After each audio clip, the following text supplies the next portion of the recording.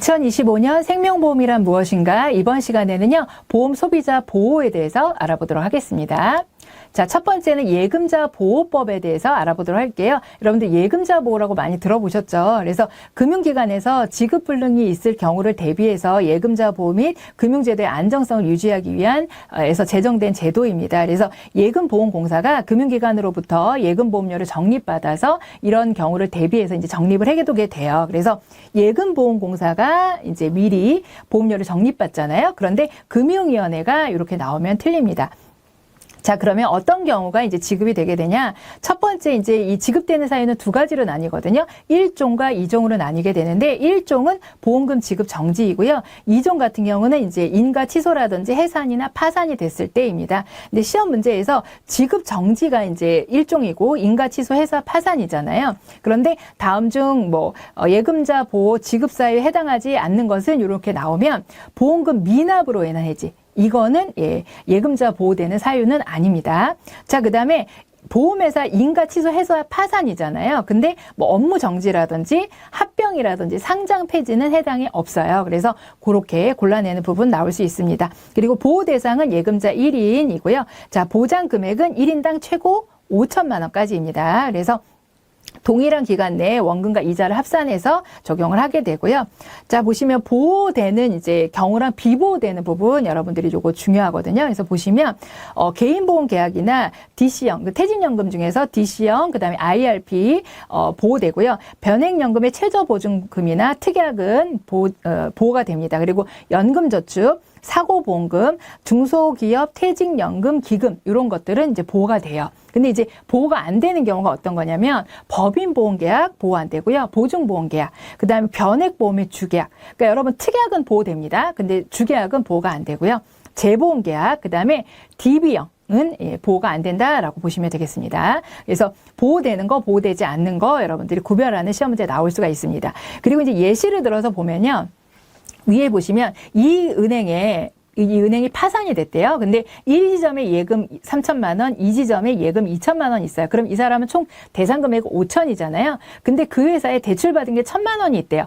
그러면 1,000만 원은 그 회사에 줘야 될 돈이잖아요. 그러니까 예금자 보호는 얼마까지 될까요? 그렇죠. 4천만 원까지 보호가 되겠죠. 이런 식으로 예시를 주고 얼마까지 보호가 되느냐 이런 계산 문제 나올 수 있습니다. 자, 그 다음으로는 금융문제조정위원회인데요. 금융소비자가 이제 불만이 있거나 했을 때는 이제 민원을 제기할 수 있겠죠. 그래서 금융문제조정위원회를 통해서 이제 조정을 받을 수가 있어요. 자, 그래서 금융회사와 금융소비자 간의 분쟁을 조정하는 곳이 이제 금융문제조정위원회고요. 어디에서 운영을 하냐면 금융감독원에서 운영을 합니다. 그런데 금융위원회에서 운영한다? 그러면 틀린 지문이 되겠습니다. 자, 금융분쟁의 조정 절차입니다. 금융 관련 분쟁이 발생했다 그러면 금융감독원에 분쟁의 조정을 신청을 하게 됩니다. 그러고 나서 30일 이내에 합의가 이루어지지 않았다? 그러면 뭘로 간다? 금융분쟁조정위원회에 회부가 됩니다. 자, 그런데 금융분쟁조정위원회 회부를 할 수 없는 건들이 있어요. 법원에 제소가 됐다라든지 조정 신청 후에 소를 제기했다든지 그 분쟁 조정 대상으로 부적합하다든지 합의 권고나 조정 절차 진행 없이 실익이 없는 그런 걸 해봐야 실익이 없는 경우에는 회부하지 않아요. 자, 그러니까 법원에서 소가 제기된 경우에도 금융분쟁조정위원회 회부할 수 있다? 그러면 틀린 말이 되겠죠. 자, 그러면 이게 회부가 되면요. 금융분쟁조정위원회 60일 이내에 심의하여 조정안을 작성하게 됩니다. 금융감독원장은요, 조정안을 제시하고 수락을 권고하게 돼요. 근데 만약에 이 권고안을 수락을 하게 됐다 그러면은 재판상 화해의 효과와 동일한 효력을 발생하게 됩니다. 근데 조정안을 제시를 받고 20일 이내에 수락을 하지 않으면요, 이거는 수락한 것으로 보게 됩니다. 자, 그래서 여기서 시험 문제 나오는 거 보면은 수락 여부와 관계없이 재판상 화해의 효력이 발생한다? 수락을 해야 재판상 화해의 효과가 발생하는 것이죠. 자, 그 다음에 30일 이내에 합의가 이루어지지 않은 경우 회부를 하지 않을 수 있다 그러는데 30일 이내에 합의가 이루어지지 않으면 어떻게 할 수 있어요? 조정분쟁위원회 회부를 한다고 돼 있잖아요. 그러니까 요거는 틀린 말이 되겠죠. 그 다음에 20일 이내에 이렇게 회부가 되고 나서 권고안을 제시했을 때 20일 이내에 수락하지 않으면 수락한 것으로 본다 그랬는데 여러분 20일 이내에 수락하지 않으면 수락하지 않은 것으로 보는 거죠. 수락하는 것으로 보는 게 아니라 그래서 요거는 틀린 말이라고 골라내시면 되겠습니다. 자, 이번에는 고객 상담 창구 보험가입조회 내보험 찾아줌 운영입니다. 그래서 소비자를 보호하기 위해서 다양한 이런 제도들을 운영하고 있는데요. 우선은 고객 상담 창구입니다. 금융감독원이나 생명보험협회나 생명보험회사는 소비자 상담 등을 처리하기 위해서 이런 상담 창구를 운영해야 됩니다. 여기 이제 금융위원회는 포함되지 않아요. 금융감독원, 생명보험협회, 생명보험회사 이렇게 세 가지 곳에서 이제 상담 창구를 운영하라고 되어 있는 거고요.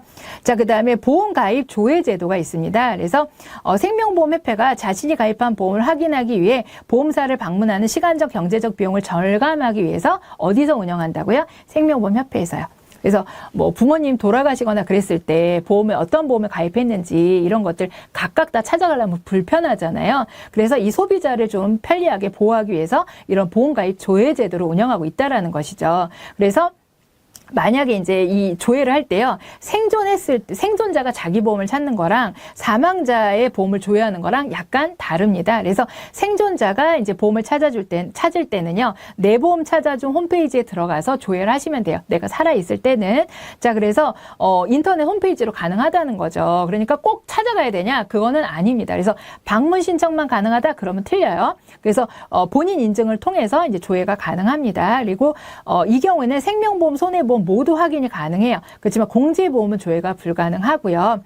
2021년부터 숨은보험금 조회 창구를 한 번에 조회 및 청구를 한꺼번에 진행할 수 있도록 되어 있습니다. 그런데 이제 사망자 같은 경우는 조금 다르거든요. 협회에 직접 방문 신청만 가능해요. 그러니까 생존자가 자기 보험 찾는 거는 인터넷으로 가능하지만 사망자의 보험을 찾는 건 어떻게 해야 된다? 방문 신청만 가능하다. 그리고요, 생명보험협회에 찾아오실 거잖아요. 그러면 생명보험 건만 확인이 가능하다라는 겁니다. 자, 그 다음에 소비자 포털 같은 경우는 생손보협회에서 운영하고 있고요. 이 부분은 읽어보시면 되겠습니다. 그리고 뭐 연락처 한 번에라든지 이런 보험회사 연락처를 한 번에 업데이트해서 알려주는 이런 것들도 운영하고 있다라는 부분 읽어보시면 되겠습니다. 자, 그 다음으로는 보험금 대리 청구인 지정제도입니다. 자, 보험금 대리 청구인 지정제도라는 거는요, 중대한 질병, 치매 등 보험사고 발생했을 때 본인의 보험금 청구가 어려울 경우를 대비해서 보험금 청구를 대신하는 자를 미리 지정하는 거예요. 예를 들어 치매라든지 이런 부분이 생길 수 있잖아요. 그러면 내 보험이 들었는지도 잘 모르고 넘어갈 수 있기 때문에 미리 이제 그런 경우에 대리 청구할 수 있도록 지정하는 제도를 보험금 대리 청구인 지정제도라고 합니다. 그래서 지정의 방법은요, 본인을 위한 계약의 경우에 보험회사에 연락하여 지정을 한다. 그래서 대상 계약은 본인을 위한 계약이에요. 본인을 위한 계약이라는 거는 계약자, 피보험자, 수익자가 동일한 경우입니다. 자, 그리고 대리인 자격은요, 주민등록상 배우자 또는 삼촌 이내의 친족까지 가능해요. 근데 사촌 이내 그러면 틀려요. 자, 그래서 이 부분, 삼촌까지 가능하다라는 거. 그 다음에 대리 청구인 자격에는 제한이 없다? 그러면 이 말은 틀립니다. 지금 여기 보신 것처럼 자격에 제한이 있잖아요. 근데 제한이 없다라고 하면 요건 틀린 문장이다라고 해서 골라내시면 되겠습니다. 자, 그 다음으로는 생명보험 광고심의 제도입니다. 자, 우선 목적을 살펴보도록 할게요. 허위 또는 과장 광고를 차단하기 위해서 건전한 보험시장 질서 확립, 그리고 보험 소비자를 보호하고 보험산업 이미지를 제고하기 위해서 생명보험 광고에 관한 규정을 제정해서 심의 제도를 운영하고 있습니다. 그래서 근거 법률은요, 소비자 보호에 관한 법률이에요. 자, 그래서 여기 보시면 허위 과장 광고 차단이라는 부분, 자, 그리고 건전한 보험시장 질서 확립, 이런 것들이 이제 목적이죠. 근데 생명보험 상품 판매 촉진하기 위함일까요? 요거는 목적에 해당하지 않아요. 그래서 지금 빨간색으로 나와 있는 것하고 요걸 딱 넣어놓고 이 심의의 목적이 아닌 것은 이렇게 나올 수가 있습니다. 자, 광고 주체는 여러분들이 읽어주시면 되겠고요. 자, 광고 심의 대상입니다. 우선은 상품 광고, 업무 광고, 브랜드 광고로 구분할 수 있고요. 상품 광고 같은 경우는 보험 상품이라든지 판매 방송, 대출 광고, 그다음에 상품 이미지 광고들을 포함해서 저희가 상품 광고라고 합니다. 그래서 이런 상품 광고든 업무 광고든 브랜드 광고든 사전 심의를 원칙으로 해요. 그래서 이 중에서 사전 심의를 원칙으로 하는 건 상품 광고, 업무 광고, 판매 방송 이런 것들은 사전 심의이고 예외적으로 사후 심의를 하는 거는요. 일부 상품에 대해서 적용을 하고 있습니다. 그리고 심의가 제외되는 거는 그 브랜드 광고 같은 경우는 심의에서 제외가 된다라는 부분이에요. 그래서 사전 심의하는 건 어떤 거다? 상품 광고하고 업무 광고하고 판매 방송이라는 거 기억해 주시면 되겠습니다. 자, 그러면 자세하게 하나씩 살펴볼게요. 상품 광고는 어떻게 해야 된다 그랬죠? 사전 심의를 거쳐야 된다라고 했었죠. 그래서 보험회사가 준법감시인 등의 확인을 거쳐서 생명보험협회에 심의를 신청하게 됩니다. 근데 금융감독원에 신청한다? 그러면 틀려요. 그래서 광고심의위원회는 접수된 광고물을 심의 후에 심의 결과를 통보하게 됩니다. 그래서 이렇게 광고를 거쳐야, 상품 광고 같은 경우 이런 광고를 거쳐야지만, 사전 심의를 거쳐야지만 광고할 수 있다라는 얘기죠. 그래서 유효기간 연장하거나 경미한 수정 시에 간소화된 심의 절차를 마련해 두고 있어요. 그래서 자, 상품 광고는 사전 심의를 거쳐야 되고 어디에 심의를 한다? 생명보험협회입니다. 자, 그다음에 상품 이미지 광고 준수 요건입니다. 그래서 광고의 목적이나 광고 매체의 특성을 고려하여 광고 게재 면적 또는 광고 시간에 제약이 있는 경우 필수 안내사항 일부 생략 가능하다. 그다음에 나머지 부분들은 여러분들이 좀 요거는 읽어보시면 될 것 같아요. 자, 그다음에 판매 방송입니다. 판매 방송 같은 경우도 어떻게 해야 된다? 사전 심의해야 된다 그랬죠? 그래서 사전 심의 대상은 이제 생방송 같은 경우에 우리가 심의 대상이 될 텐데요. 예외적으로 사후 심의를 하는 경우가 있어요. 소비자의 피해가 우려가 큰 변액보험, 자산 연계형 상품, 불안전 판매 비율 기준을 초과한 판매 상품 등을 제외한 경우에는 사후 심의가 가능해요. 그러니까 생방송은 기본적으로 사전 심의 대상인데 이런 거를 제외하고 나머지는 사후 심의를 할 수 있다라는 겁니다. 자, 그리고 이제 이렇게 사전 심의를 하게 되는데 상품별 매월 한 편에서 세 편씩 선정해서 이렇게 심의 후 사후에 이제 통보하는 형태로 이제 심의를 하고 있다라는 거고요. 상시 모니터링도 운영을 하고 있습니다. 그래서 매일 방송되는 홈쇼핑 판매 방송을 수시로 이제 모니터링을 하고 있는 것이죠. 자, 그런데 여기서 보시면은 동영상 광고는 상시 모니터링 제도가 적용된다. 그러면은 요거는 틀립니다. 상시 모니터링 제도는요. 이렇게 생방송 이런 것들이 이제 적용되는 경우이죠. 그래서 요거는 틀렸다라고 답을 하시면 되겠고요. 자, 기타 이제 대출 광고나 업무 광고 등이 있을 수 있는데 대출 광고 같은 경우는 보험회사의 준법 감시인의 확인으로 위원회의 사전 심의를 가름할 수 있습니다. 그러니까 대출 광고는 어디 협회의 검사를 사전 심의를 받아야 된다 그러면 틀리고요. 준법 감시인의 확인으로 이제 사전 심의를 가름한다라고 되어 있고요. 업무 광고 같은 경우는 준법 감시인의 심의를 받는데 일부 온라인 배너나 동영상은요. 어디에 심의를 받아야 돼요? 생손보협회 광고심의위원회 심의가 필요합니다. 그러니까 업무 광고는 기본적으로 준법감시인의 심의만 받으면 돼요. 그런데 동영상 광고는 어떻게 해야 돼요? 광고심의위원회 심의가 필요로 하다라는 부분이에요. 그래서 이 부분 기억해 주시면 되겠습니다. 자, 광고심의위원회 이제 심의를 받는다고 좀 아까 나왔었잖아요. 자, 그러면 광고심의위원회가 뭐냐? 자, 광고심의위원회는 광고심의 및 제저 업무를 수행하기 위해서 생명보험 광고에 관한 규정에 따라서 보험업계, 학계, 법조계, 언론, 소비자단체 등의 전문가로 구성된 곳을 광고심의위원회라고 합니다. 그래서 이렇게 써놓고요. 이걸 뭐라고 하느냐? 그럼 우리는 광고심의위원회라고 답변을 하면 됩니다. 그래서 규정 위반 내용 및 정도, 위반 행위, 기간 및 횟수 등을 고려해서 시정 요구 및 제재 조치를 결정하는 것이 바로 광고심의위원회라고 보시면 되겠고요. 만약에 이제 조치를 하게 되면, 위반을 하게 되면 제재 부분에 있어서는요. 심의 없이 광고를 하거나 심의와 다른 내용으로 광고했다. 그러면 1억 원의 제재금이 부과될 수 있어요. 이게 제일 나쁜 거죠. 심의 대상인데 심의를 안 받았대요. 그러면 이게 제일 나쁜 거거든요. 그래서 1억 원까지 제재금이 나올 수가 있고요. 자, 그다음에 필수 안내사항, 금지사항 관련된 규정을 위반했다. 그러면 5천만 원 이하의 제재금. 그다음에 유효기간을 경과했어요. 그러니까 받긴 다 받았는데 유효기간을 놓쳤다. 그러면 3천만 원. 그래서 보시면 제일 심각한 게 요거죠. 1. 제일 심각하죠. 두 번째로 심각한 거, 세 번째로 심각한 거. 그러니까 제재금도 어때요? 점점점 줄어들죠. 그래서 시험 문제에서 자 심의 없이 광고를 하거나 심의와 다른 내용으로 광고했을 때 제재금이 얼마냐? 그럼 1억 이렇게. 그다음에 나머지 막 섞어놔요. 제재금을. 그렇게 해서 이제 틀린 거 골라라 이렇게 나올 수가 있다라는 부분입니다. 그래서 그런 부분들 여러분들이 이제 체크해 주시면 되겠습니다. 자 그다음으로 이제 보험 상품 광고 시 필수 안내 사항입니다. 자 계약 체결 전에 상품 설명서 및 약관을 읽어볼 것을 권유하는 내용 우리가 안내 사항에 기재해 줘야 되고요. 그다음 해지 후 다른 보험 계약 체결 시 보험료 인상이나 보장 내용이 변경 가능하다는 거, 그다음에 보험금 지급 제한 사유 이런 것들을 광고할 때 필수 안내해야 돼요. 그래서 여러분들 홈쇼핑 같은 거 보면 막 설명 나오잖아요. 이런 내용들을 다 이제 알려야 되기 때문에 알려주고 있다라고 보시면 됩니다. 자 그리고 장래 이익 배당 또는 잉여금 분배에 관한 사항 같은 경우는요, 이거는 필수 안내 사항이 아니에요. 이런 거는 안내하면 돼요, 안 돼요? 장래 배당금이 얼마 나올 겁니다. 이런 거는요, 금지사항이에요. 이런 거를 기재하지 못하고 막 광고하지 못하도록 돼 있어요. 이거는 금지사항에 해당이 됩니다. 우리 연금보험에 대해서는 유배당 연금만 예외적으로 그걸 할 수 있다 그랬죠. 5년 전에 이내 실적을 가지고 미래 예측 금액을 할 수 있는 건 연금만 가능하다 그랬죠. 나머지는 이런 거에 대해서 예상되는 금액을 안내하면 안 돼요. 그렇기 때문에 요거는 안내사항에 해당하지 않는다라고 체크를 해주시면 됩니다. 자 그리고 나머지 뭐 광고 유효기간이라든지 이런 것들 여러분들 쭉 읽어주시면 될 것 같아요. 자 그다음에 이제 보험상품 광고 금지행위입니다. 금지행위도 읽어보시면 아 이런 것들은 당연히 광고할 때 하면 안 되겠구나라는 것들을 알 수가 있어요. 그러니까 고객을 현혹하기 위해서 이제 과대하게 한다든지 뭐 축소하게 한다든지 이런 것들은 안 되는 거죠. 그중에서 여기 보시면 세 번째 보험료의 1단위 표시 등으로 보험료가 저렴한 것으로 오인하게 하는 행위 하면 안 돼요.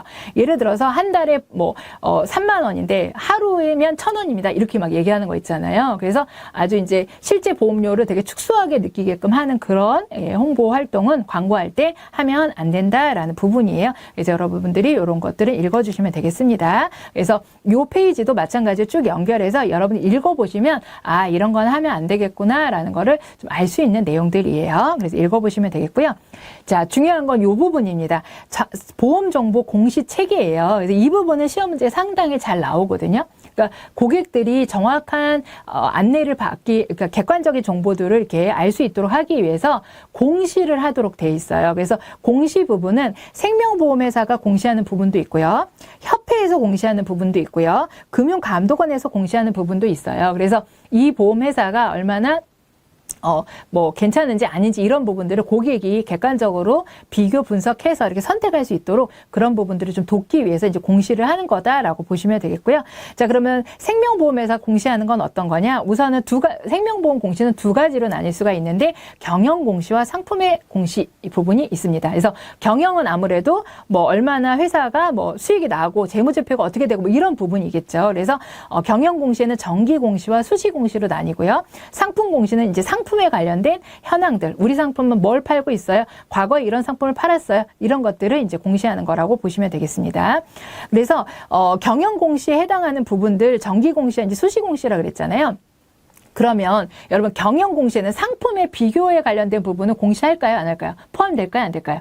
경영에 관련된 것만 공시하는 거예요. 그러니까 상품에 관련된 거는 이 내용에 포함되지 않아요. 그리고 비교 공시 같은 경우는 보험회사가 자기 상품을 비교할 수는 없잖아요. 타회사 상품은 모르니까. 그래서 비교 자체는 이것도 생명보험협회나 이런 데서 하는 거지 보험회사가 할 수 있는 사항에 또 포함되지도 않습니다. 그리고 경영 공시이니까 상품에 관련된 사항은 포함이 안 되고요. 자, 그다음에 상품 공시에서 보험회사가 하는 상품 공시에서 타사 상품 조회 가능할까요? 안 됩니다. 우리 당사의 상품 조회만 가능하다라고 보시면 되겠습니다. 자, 그러면 생명보험협회에서 하는 공시는요, 비교 공시. 여러 회사에 다 비교가 가능하다라고 보시면 되겠어요. 그래서 경영 공시, 상품 비교 공시, 기타 공시로 구분이 된다라고 보시면 되겠고요. 기타에 해당되는 거는요, 뭐 불안전 판매 비율이라든지 보험금 지급 현황에 관련된 거라든지 보험료 신용카드 납입제도 운영 현황이라든지 금융기관 대리점 모집 수수료율이라든지 의료자문 관련 공시라든지 이런 것들이에요. 제가 빨간색으로 해놓은 거 왜 했을까요, 여러분들? 다음 중 보험협회에서 공시하는 기타 공시에 뭐 포함되는 것은 포함되지 않는 것은 해서 빨간색으로 되어 있는 거는요. 기타 공시에 다 포함이 되거든요. 그래서 여러분들이 좀 기억해 주십사 해서 빨간색으로 했고 보험 계리사 보유 현황은 이 기타 공시에 해당이 없어요. 그래서 이 부분은 해당이 없다라는 거 보시면 되겠습니다. 자, 그리고 금융감독원에서 공시하는 부분은요, 보험회사 종합공시인데요. 회사물 재무현황이라든지 보험 계약관리 현황이라든지 금융사고 현황 이런 것들을 어디에서 한다고요? 금융감독원에서 하게 됩니다. 그러면 금융기관 대리점 모집 수수료율 요거는요? 어디에서 하는 건가요? 여기죠. 협회에서 하는 기타 공시에 금융기관 대리점 모집 수수료율이 들어가 있잖아요. 이거는 협회에서 하는 거지 금융감독원에서 하는 게 아니거든요. 이렇게 어디서 하는 건지, 협회에서 하는 건지, 금융감독원에서 하는 건지, 보험회사에서 하는 건지 이런 것들을 구별하실 수 있어야 해요. 자, 이제 하나하나씩 공시 내용들을 자세히 살펴볼 텐데요. 경영공시는 여러분들 읽어보시면 돼요. 경영공시는 보험회사의 경영에 관련된 부분이니까 상품에 관련된 거 들어간다, 안 들어간다? 안 들어간다 설명드렸었죠. 자, 그리고 경영공시에서 이제 자주 나오는 건 요겁니다. 정기공시와 수시공시가 있어요. 그래서 정기공시는 어떤 거고 수시공시는 어떤 거다? 요게 이제 시험 문제 아주 잘 나옵니다. 자, 정기공시는요, 결산공시, 분기별 임시결산공시, 그 다음에 반기, 그러니까 2, 4분기 임시결산공시 이렇게 세 가지로 구분될 수가 있거든요. 그래서 결산공시는요, 매 사업년도 결산일로부터 3개월 이내에 하는 거고요. 3년간 공시하게 됩니다. 그래서 여기에 들어가는 내용은요, 주요 경영 현황이에요. 그리고 일반 현황, 경영 실적, 재무 상황, 경영 지표, 위험 관리, 기타 경영 현황, 그다음 재무 제표, 그러니까 경영에 관련된 사항들을 결산공시에서 하는 거다라고 보시면 돼요. 그러면 여기서 변액보험 운영설명서, 주요 조치사항 이런 거는요, 상품에 관련된 거잖아요. 그러니까 여기 경영공시, 결산공시에는 포함되지 않겠죠. 자, 그 다음에 분기별 임시결산공시는 분기 결산일로부터 2개월 이내, 3개월 아닙니다. 아까 결산공시는 3개월이었죠. 근데 분기별 임시결산은 2개월 이내에 하면 됩니다. 그래서 주요 경영 현황이나 재무 손익, 자산의 건전성, 자본의 적정성, 수익성, 위험관리, 기타 일반 현황, 재무제표 등이에요. 그럼 여러분 결산공시와 분기별 임시결산공시의 내용이 같나요? 다른가요? 약간 다르죠. 그런데 시험 문제에서 사업연도 결산공시와 분기별 임시결산공시 항목은 동일하다. 그럼 이건 맞아요? 틀려요? 틀려요. 자, 그 다음에 2, 4분기 임시결산공시는요, 당해년도 결산공시 전까지 하면 됩니다. 그래서 최근에 이렇게 언제까지 해야 되냐라는 부분이 시험 문제 나온 적이 있습니다. 그래서 거액의 손실은 결산일로부터 3개월 이내에 공시한다 그랬는데, 이건 뭐냐면 거액의 손실 같은 경우는요, 수시공시에 해당이 돼요. 수시공시는 갑자기 공시하는 거니까 뭔가 특별한 일이 생겼을 때 공시를 하는 거거든요. 그래서 어떤 경우냐면 적정 시기 적기 시정 조치라든지 긴급 조치, 거액의 손실, 재무구조 경영 환경의 중대한 변화, 이런 어떤 큰 일이 생겼을 때 수시 공시를 하게 돼요. 그 중에서 이제 거액의 손실이 있죠. 그래서 이런 경우에는 어떻게 해야 되냐면 발생 즉시 해야 됩니다. 뭐 3개월, 2개월 이런 거 없어요. 이런 큰 문제이기 때문에 중요한 사항이잖아요. 그래서 발생 즉시 생명보험협회와 금융감독원에 보고하고 공시해야 돼요. 그리고 이 내용도 3년간 공시를 하게 됩니다. 근데 발생 즉시인데 여기 보시면 3개월 이내에 공시한다? 그러면 틀린 거죠. 그래서 이렇게 수시 공시에 해당되는 게 어떤 건지 이렇게 보시면 되겠습니다. 자, 그 다음에 상품 공시입니다. 상품 공시는요, 보험 안내 자료 등을 이제 공시하는 건데, 보험 안내 자료에는요, 상품 요약서라든지 변액 보험 및 퇴직연금 실적 배당 보험, 운영 설명서, 보험 계약 관리 내용 등이 이제 보험 안내 자료에 해당이 됩니다. 그래서 이 상품 공시는 지금 보험회사가 하는 거거든요. 보험회사가. 그렇기 때문에 상품을 서로 비교할 수 있도록 제공한다? 이거는 틀린 말이에요. 여러분, 비교할 수 있도록 제공하는 건 어디서 하는 걸까요? 이건 손해보험협회, 생명보험협회에서 하는 것에서는 비교가 가능하지만 이 상품 공시는 보험회사에서 하는 상품 공시거든요. 보험회사에서 하는 상품 공시는 비교 공시는 할 수 없어요. 자사의 상품에 대한 부분들, 여기 나와 있는 안내자료, 요거 있죠? 이런 것들에 대해서 이제 공시를 하게 됩니다. 자, 그럼 밑에 보시면 보험 안내 자료에 기재되는 사항은 상법에 규정되어 있다 그랬는데 상법에 규정되어 있는 게 아니고요.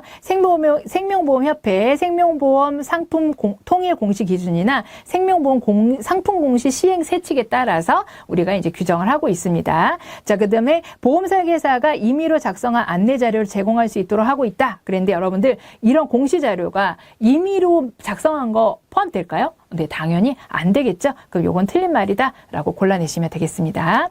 자, 이제 상품 비교 공시예요. 이건 어디서 하는 거예요? 협회에서 하는 겁니다. 협회에서. 그래서 상품 공시실에서 이제 홈페이지에서 보험회사별로 주요 정보를 공시하도록 돼 있어요. 자, 그래서 상품 비교 공시. 그래서 공통적인 사항에는 상품명이라든지 보험료라든지 판매 채널이라든지 최저 보증 이율이라든지 이런 것들을 이제 공시하고 있고요.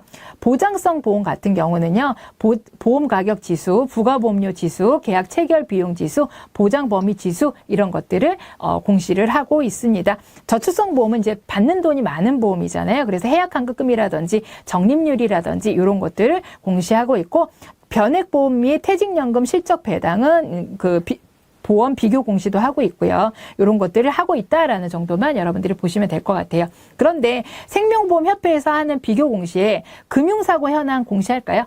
금융사고 현황은요, 금융감독원에서 공시할 사항이에요. 자, 보험계약 관리 내용 공시할까요? 이거는요, 생명보험 회사에서 공시할 내용입니다. 그리고 요것도요, 계약 관리 내용 같은 경우도 우리 이제 1년마다 한 번씩 제공하도록 되어 있고, 그 다음에 이제 금융감독원, 우리 아까 공시사항에 보면, 금융감독원에서 공시할 사항이기도 해요. 자, 그 다음에 신용카드 납입 현황 같은 경우는, 우리 협회에서 하는 기타 공시에 해당이 되죠. 기타 공시. 그러니까 상품 비교 공시에 해당이 돼요? 안 돼요? 안 돼요. 그래서 이제 이 신용카드 납입 현황이 협회에서 공시하는 건 맞지만, 우리가 상품 비교 공시인지, 기타 공시인지, 이런 것들을 구별할 수 있어야 된다라는 겁니다. 자, 그 다음에 이제 기타 공시 보시면은 앞에서 한번 나왔었죠? 그래서 여러분들 한번 쭉 읽어보시면 되겠습니다. 자, 그리고 이제 온라인 보험 슈퍼마켓 보험 다모아에 대해서 나와 있는데요. 2015년도부터 손해보험협회와 공동으로 운영하고 있고요. 보험 소비자가 원하는 보험 종목 중 저렴한 보험료를 비교해서 가입할 수 있도록 가입 경로를 안내하고 있습니다. 그리고 금융감독원이 공시하는 부분에 있어서는 보험회사별 경영 상태라든지 서비스 수준 비교라든지 이런 것들이 있었죠. 그래서 앞서 우리가 한번 내용을 쭉 정리했었어요. 그래서 그 내용을 다시 한번 정리한 거라고 보시면 되겠습니다. 자, 이제 생명보험 민원 현황 및 유형으로 넘어가 보도록 하겠습니다. 우선 보험 민원인데요. 정의부터 살펴보도록 할게요. 보험 소비자가 생명보험 회사에 대하여 이의신청, 진정, 건의, 질의 및 기타 특정한 행위를 요하는 의사표시를 하는 것을 뭐라고 한다고요? 민원이라고 합니다. 보험 민원. 그럼 여기서 시험 문제 어떻게 나올까요? 보험 소비자 이렇게 비워놓습니다. 그리고 어디에다가 생명보험 회사에 이렇게 빈 칸에 이제 들어갈 알맞은 말 이렇게 골라내는 형태로 나오니까 여러분들 이거 충분히 골라내실 수 있겠죠. 자, 발생 원인은요, 보험회사의 계약에 따른 의무 미이행이라든지 상품 및 서비스가 기대에 미치지 못했다든지 고객관리 부실 이런 것들이 이제 주요 원인이라고 볼 수 있겠습니다. 최근 이제 보험 민원의 특징을 살펴보도록 할 텐데요. 자, 우선은 민원을 내포하는 속성 같은 경우는 보험은 사행성이 있거든요. 여러분 사행성 뭐 5만 원 내고 5억을 받기도 한단 말이죠. 이런 사행성이 있고, 그리고 보험회사 계약자에 연결하는 판매 채널이 불완전 판매 가능성이 있다. 이건 무슨 얘기냐면 우리가 이제 그 보험 모집 종사자를 통해서 보험을 모집을 하잖아요. 설계사, 대리점, 중개사가 중간에서 이제 모집을 하기 때문에 보험회사 직접 하는 게 아니잖아요. 그래서 이 중간에 있는 분들이 뭔가 잘못 설명을 하게 되거나 이럴 수 있기 때문에 판매 형태 자체가 중간에 다른 분이 계시기 때문에 이거 자체로서도 이제 민원이 발생할 수 있는 속성을 내포하고 있다라는 겁니다. 자, 그래서 보험회사 계약자 간에 직접 계약 체결한다? 이거는 속성이 아니에요. 간접으로 체결하는 것이 바로 민원을 내포하는 속성이라고 할 수가 있겠습니다. 그리고 이제 문제 행동 소비자에 의한 남용, 그러니까 어떤 자꾸 이렇게 민원을 제기하는 그런 문제 행동을 유발하는 고객도 존재한다라는 거죠. 그래서 다른 선량한 고객이 문의를 했을 때 문의를 제대로 받을 수 없는 그런 경우도 생기기도 합니다. 그러니까 악성 민원인이 민원을 남용하는 케이스도 있다라는 거고요. 그 다음에 법규 및 기준에 근거하여 객관적이 합리적으로 처리를 하도록 되어 있고, 그 다음에 보험회사의 상품 개발 및 판매 정책 등에 이 민원이 이제 영향을 미치게 된다라고 보시면 되겠습니다. 자, 그래서 시험 문제에서는요, 잘 나온 게 요거예요. 여러분, 문제 행동. 악성 민원인에 대한 민원을 100% 모두 다 수용해 줘야 될까요? 무조건 수용해 줘야 될까요? 그렇게 나오면 틀립니다. 자, 그래서 문제행동 소비자의 민원을 반드시 수용해야 된다. 그러면 틀리고요. 문제행동 소비자의 민원을 수용할 때 수용해 줘야 재발이 없다. 그래도 틀려요. 자꾸 그 기준하고 어긋나게 자꾸 수용을 해주다 보면 더 큰 민원으로 연결이 될 수가 있어요. 그다음에 법규 허용 범위를 초과하는 민원도 수용해야 될까요? 그 내에서 우리가 수용을 해야 되겠죠. 그렇기 때문에 이런 말들은 틀립니다. 근데 여러분들이 이런 거는 쉽게 그래도 골라내실 수 있지 않을까 싶습니다. 자, 그 다음에 민원의 주요 유형입니다. 그래서 민원 유형을 보시면요. 보험 모집 계약 성립 및 실효 고지 및 통지 의무 위반, 면부채 결정. 그러니까 뭐냐면 고지 의무 위반으로 해지를 보험에서 할 수 있어요. 근데 그게 이제 불만이 있다든지, 그 다음에 보험금이 이래서 안 나갑니다. 면책이에요. 이런 어떤 결정에 대한 불만이라든지, 보험금이 좀 산정이 만족스럽지 못하다든지 이런 것들이 주요 민원 유형입니다. 그리고 보험 모집 민원과 보험금 산정 및 지급이 주요 비중을 차지한다라고 보시면 되겠고요. 우리가 금융회사가 여러 군데가 있잖아요. 보험사도 있고 은행도 있고 뭐 증권사도 있을 거잖아요. 그 중에서 이제 가장 민원이 많은 순서대로 나열을 하자면 아쉽게도 보험 민원이 가장 많습니다. 그리고 이제 비은행권, 그다음 은행권, 금융투자 순이에요. 그래서 다음 중 금융권역의 이제 민원 현황을 순서대로 나열한 것은 이렇게 나오는 시험제도 있습니다. 그렇기 때문에 보험회사가 보험 권역이 가장 많고, 그 다음에 이제 은행, 그 다음에 이제 금융투자, 이렇게 우리가 이제 나열하면 되겠습니다. 그럼 이제 보험의 민원 처리는 어떻게 해야 되냐? 우선 민원 제기 방법은요, 보험회사에 직접 민원 제기도 가능하고요, 금융감독원이나 한국소비자원의 민원 제기도 가능합니다. 그래서 금융감독원이나 한국소비자보호원은 이제 조정 신청도 가능한 부분이에요. 자, 그러니까 그 민원을 제기할 수 있는 곳은 보험회사, 금융감독원, 한국소비자보호원이겠죠. 그런데 예를 들어서 생명보험협회에 민원 제기한다 그러면 틀리고요. 금융문제조정위원회에 민원 제기한다 그러면 틀려요. 금융문제조정위원회는요, 금융감독원에서 회부를 해야 가는 거거든요. 그러니까 일로 직접 가는 게 아니에요. 그러니까 금융문제조정위원회가 아니라 금융감독원에 민원 제기한다 그래야지 맞는 말입니다. 자, 그 다음에 금융감독원에 민원 제기하는 방법 우편으로도 가능하고 팩스로도 가능하고 인터넷으로 가능하고요. 직접 방문도 가능합니다. 근데 뭐 직접 방문만 가능하다 그러면 틀리겠죠. 자, 그 다음에 대다수의 보험 민원은요, 금융감독원에 접수되는 게 가장 많습니다. 근데 뭐 대다수의 민원은 한국소비자원에 접수된다 그러면 이 말은 틀린 말입니다. 자, 이상으로 이번 시간 강의를 마치도록 하겠습니다.